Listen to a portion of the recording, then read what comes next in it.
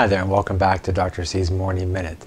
Again, continuing our discussion about self-stimulatory behaviors.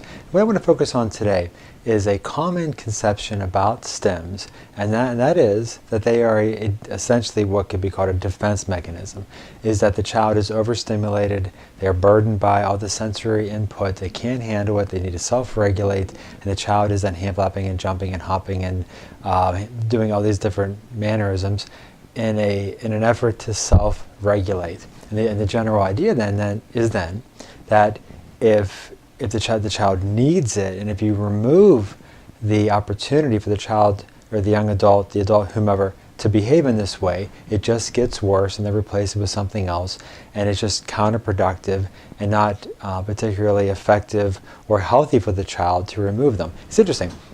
You talk with individuals who struggle with autism, sometimes they will tell you that there's an incredible compulsion, need to carry out the stim. If it is curtailed, it's exhausting for them, and they exert a tremendous amount of mental energy to keep things in check. For example, like say when they're in class, they may then try to hold it together, but it's exhausting, mentally draining. A lot of effort goes into curtailing the behavior, and they feel the need to let loose later on. As a side note, stims have sometimes been referred to as tics, like in Tourette's disorder, for example. And it's interesting because there is an element of similarity there. Whereas with tics, a person will have this strong compulsion to carry out this particular bodily movement. They can control it for periods of time, but it's exhausting, and then they'll have to go somewhere else in a quiet area with some solitude, and then they'll carry out the tic. It's sort of to make up for past trying to curtail it and contain it. And so it's interesting that there's some similarities that way.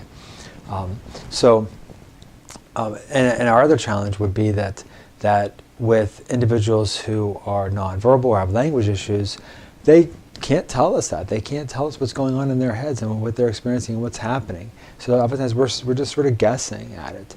Fortunately, though, the guessing oftentimes is very educational guessing, because not uncommonly it is relatively, I don't want to say obvious, but sometimes it's really clear cut. If your child enters into a particular area or a situation and suddenly the stims increase dramatically, not uncommonly you can sort of see it, you can feel it, you can sense it in the child's demeanor, as well as the situation at hand, which just transition from one aspect to another. The child's uncomfortable. Something's going on, and the kiddo is stimulating, and it's rather abundant, it's rather clear in response to an aversive situation, aversive stimuli, aversive something. It's just evident. You can just sort of feel it and sense it and see it observationally. So in those situations, we tend to focus on the antecedent.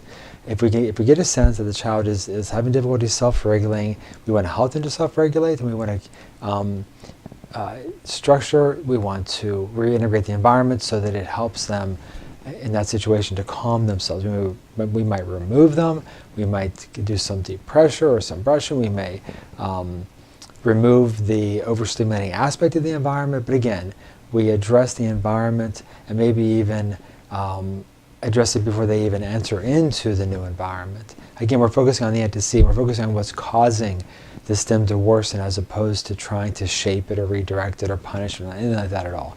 However, at times it seems quite clear that the kiddo is sensory seeking, that they are, and maybe there's a certain sense of self-regulation to this, but they just really enjoy the stim. And sometimes you even notice it, and we'll see this with sometimes spinning and flapping, as well as with fast forwarding, rewinding videos, that the child's in the comfort of their home, typical environment, nothing out of the ordinary. Maybe there has been lots of accommodation to make it as sensory appealing to the child as possible, yet they're still behaved in this behavior. And you notice as they're doing it, it's almost snowballing. It's getting worse. They're getting increasingly excited within the behavior, in the process of carrying it out, and it's almost becoming overwhelming for them as they are doing it. In that situation, it's far more likely to curtail it, to replace it, to remove the child, remove the video in the first place. And you notice, you remove the video, and everything calms down. The child's okay. They don't replace it, and they don't feel like they need to go somewhere else and find some other video. They just kind of chill and go do something else, which, by the way, leads to some other things we're going to talk about in terms of teaching alternative behaviors, play skills, and things of that nature. So the child has something else to occupy their time. But you see, there's situations where we would focus on the antecedent, and in other situations we focus on removing the child from having access to that behavior, to shaping it into something else. The child is allowed to spin over and over again, and we just see it's getting worse right in the moment. And so we want to then join hands with them, join in with them.